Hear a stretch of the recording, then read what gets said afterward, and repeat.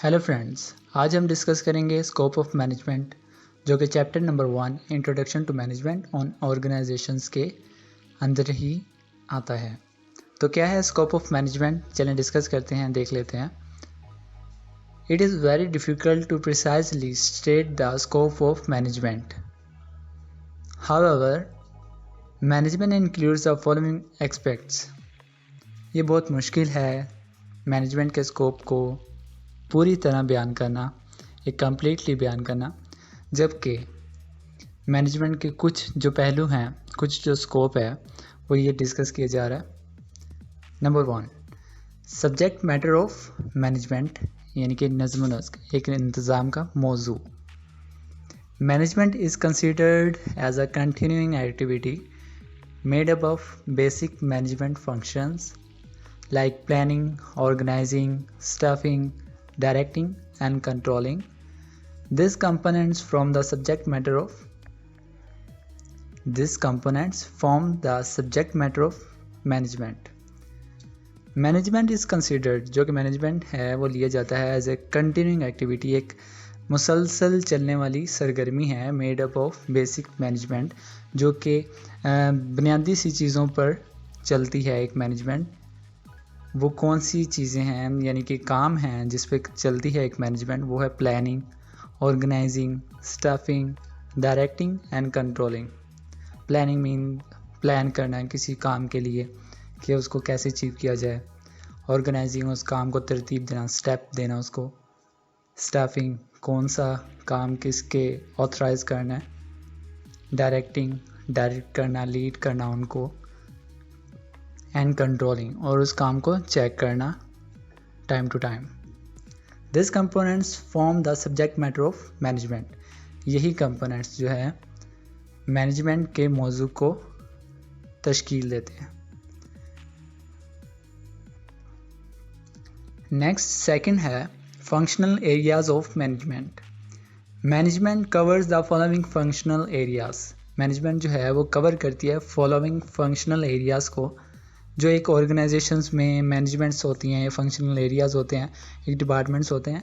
वो यही चीज़ है जिसमें फ़र्स्ट में है फाइनेंशियल मैनेजमेंट, यानी कि फाइनेंशियल मैनेजमेंट इंक्लूड फोरकास्टिंग, पेशगोई करना, कॉस्ट कंट्रोल। कॉस्ट जो होती है, जैसे अब लागत वगैरह किस चीज़ में करनी है, मटेरियल में कॉस्ट होती है, मशीनरी कॉस्ट होती है, ये कॉस्ट को कंट्रोल करना। मैनेजमेंट अकाउंटिंग को मैनेज करना। बजटरी कंट्रोल, बजट देखना। Statistical control, financial planning etcetera, ये फाइनेंशियल मैनेजमेंट है जो कि एक ऑर्गेनाइजेशन में होती है लाजमी। फंक्शनल एरियाज़ ऑफ मैनेजमेंट, यानी कि एक अहम एरियाज़ हैं हर ऑर्गेनाइजेशन में, ये फंक्शनल एरियाज़ होते हैं। इसके बगैर ऑर्गेनाइजेशन नहीं कहलाएगी या एक कंपनी नहीं कहलाएगी। एक पर्सन तो जस्ट एक मैनेजर होता है, जबकि एक ग्रुप जो होता है वो पूरी मैनेजमेंट होती है, उसको मैनेजमेंट कहा जाता है। फाइनेंशियल मैनेजमेंट हो गया। उसके बाद सेकंड है ह्यूमन रिसोर्स मैनेजमेंट। एक ह्यूमन रिसोर्स या HR डिपार्टमेंट होता है, वो पर्सोनल या ह्यूमन रिसोर्स मैनेजमेंट होता है, यानी कि covers the various aspects relating to the employees. बहुत से पहलू जो होते हैं एम्प्लॉयज़ जो होते हैं ऑर्गेनाइजेशंस के, और पर्सोनल या कह सकते हैं वर्क फोर्स, लेबर जो है ऑर्गेनाइजेशंस की, उसको कंट्रोल करता है, उसको देखता है। सच एज रिक्रूटमेंट, यानी कि हायरिंग करना, न्यू हायरिंग करना, एम्प्लॉयज़ लेकर आना, न्यू से न्यू एम्प्लॉय लाना।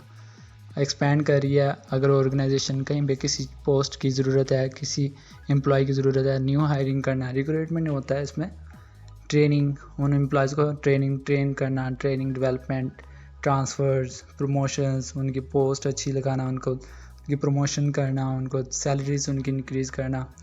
रिटायरमेंट, जो रिटायर हो रहा है उसको रिटायरमेंट देना। टर्मिनेशंस मीन्स पोस्ट, एक अच्छी से अच्छी पोस्ट पे उसको टर्मिनेट कर देना। रिम्यूनरेशन, मुआवजे वगैरह, उसकी सैलरीज वगैरह। लेबर वेलफेयर, फलाह बहबूद जो होती है लेबर्स की, उनको मोटिवेट करना। एंड सोशल सिक्योरिटी, उनको सिक्योरिटी देना, मेडिकल जैसे अलाउंसेस वगैरह। इंडस्ट्रियल रिलेशंस, उनको इंडस्ट्रियल रिलेशन में इंडस्ट्री के साथ उनका रिलेशन रखना है एट्सेट्रा। ये HR मैनेजमेंट का काम होता है, जो कि फंक्शनल एरियाज ऑफ मैनेजमेंट है। एक ऑर्गेनाइजेशन के अंदर ये डिपार्टमेंट भी होता है, ये भी एक स्कोप है मैनेजमेंट की। नेक्स्ट जो है वो है marketing management. Marketing management deals with marketing of goods, sales, promotions, advertisements and publicity, channels of distribution, market research. यानी कि मार्केटिंग मैनेजमेंट जो है वो एक मैनेजमेंट है कि उसको जो ऑर्गेनाइजेशन की प्रोडक्ट है उसको कैसे प्रमोट करवाना है, कैसे इंट्रोड्यूस करवाना है मार्केट में, कस्टमर्स को कैसे शो करवानी है, वो एक मार्केटिंग मैनेजमेंट का काम होता है। नेक्स्ट है production management. Production management includes production planning, quality control and inspections, production techniques etcetera. Production plan management मतलब जो शुरू से लेकर एंड तक एक मैन्युफैक्चरिंग की जाती है एक प्रोडक्ट के बारे में, प्रोडक्ट के लिए जो मैन्युफैक्चरिंग की जाती है वो सब प्रोडक्शन मैनेजमेंट है कि प्रोडक्शन कैसे, किस तरह, किस लेवल पर, किस टेक्निक्स के साथ करनी है। तो नेक्स्ट है उसके बाद प्रोडक्शन मैनेजमेंट के बाद material management. Material management include purchase of materials, issue of materials, storage of materials, maintenance of records and material controls etcetera. Means के जो मटेरियल्स हमने परचेज़ करना है एक प्रोडक्शन के लिए, एक ऑर्गेनाइजेशन में जो प्रोडक्शन होती है उसका जो मटेरियल होता है उसको परचेज़ करना, इशू करना, जो जहाँ पे ज़रूरत पड़ती है मटेरियल की वहाँ पे मटेरियल को इशू करना, स्टोरेज और मटेरियल स्टोर करना ताकि जो बर वक्त ज़रूरत पड़े तो मटेरियल को यूज़ किया जाए, और मेंटेनेंस ऑफ रिकॉर्ड्स देखना एंड मटेरियल्स कंट्रोल्स वगैरह करना। नेक्स्ट है परचेजिंग मैनेजमेंट, यानी कि एक परचेजिंग डिपार्टमेंट होता है जो ऑर्गेनाइजेशंस में मटेरियल की ज़रूरत होती है तो वो परचेज़ करने का काम उस मैनेजमेंट का होता है कि कौन सी चीज़ परचेज़ किस तरह करनी है, किस प्राइस पर करनी है, तो ये सब काम परचेजिंग मैनेजमेंट करता है। मेंटेनेंस मैनेजमेंट, ऑर्गेनाइजेशन में किसी चीज़ की मेंटेनेंस जैसे बिल्डिंग, प्लांट या मशीनरी की मेंटेनेंस, मरम्मत वगैरह, रिपेयरिंग वगैरह, ये सब काम मेंटेनेंस मैनेजमेंट का होता है। Office management is concern with office layout, office staffing and equipment of the office. Office का जो काम जैसे स्टेशनरी, उसकी चेयर्स वगैरह, ये काम जो होती है ये ऑफिस मैनेजमेंट, ऑफिस बॉय होता है तो ये ऑफिस मैनेजमेंट में इंक्लूड होता है।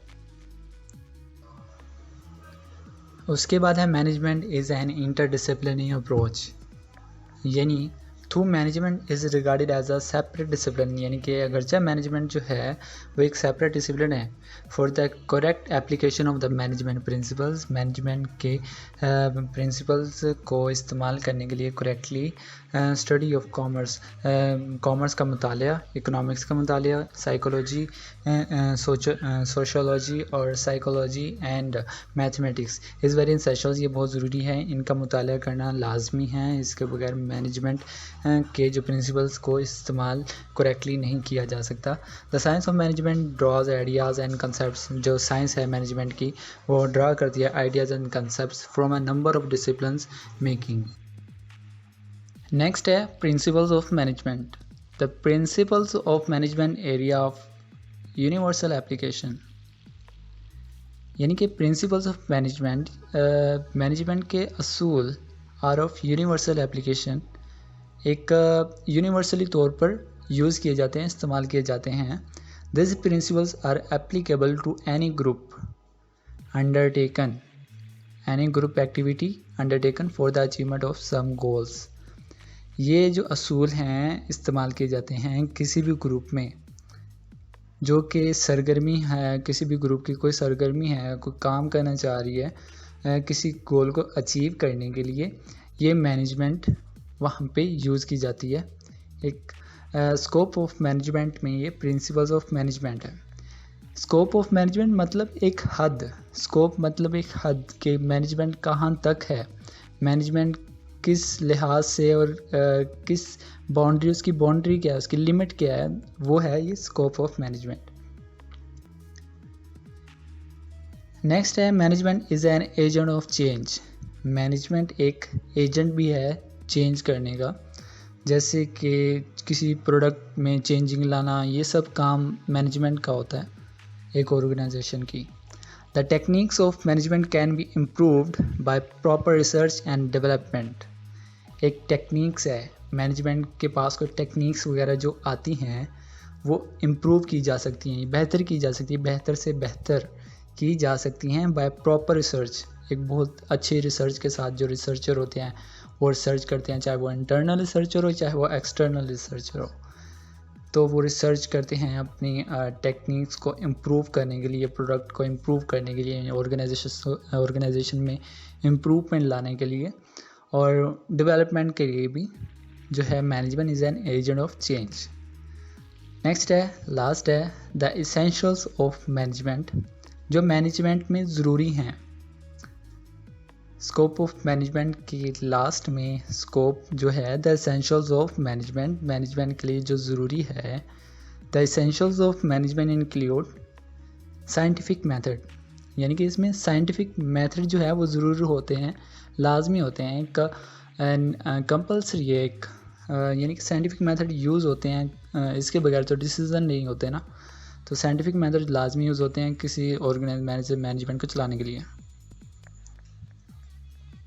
और ह्यूमन रिलेशंस होता है उसमें मैनेजमेंट में, ये जो मैनेजमेंट होती है ह्यूमन रिलेशंस के साथ ताल्लुक़ रखती है, ताकि वो रिलेशनशिप बिल्ड कर सके। और जो ऑर्गेनाइजेशन में रिलेशंस है, मैनेजर्स के रिलेशंस है, मैनेजमेंट के रिलेशंस है, बिल्डअप हों, ताकि ऑर्गेनाइजेशंस का ऑर्गेनाइजेशंस पर उनका जो है वो ट्रस्ट रहे और वो कंपनी अच्छे से चलती रहे, क्योंकि ह्यूमन रिलेशंस के विदाउट ह्यूमन रिलेशंस कंपनी नहीं चलती।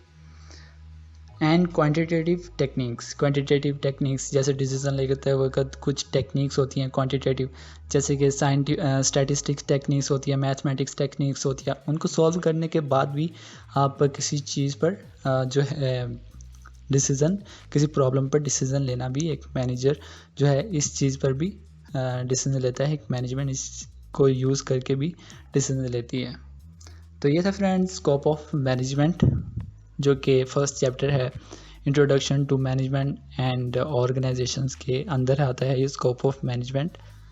तो आई होप कि आपको इस चीज़ की समझ लगी होगी कि क्या है स्कोप ऑफ मैनेजमेंट।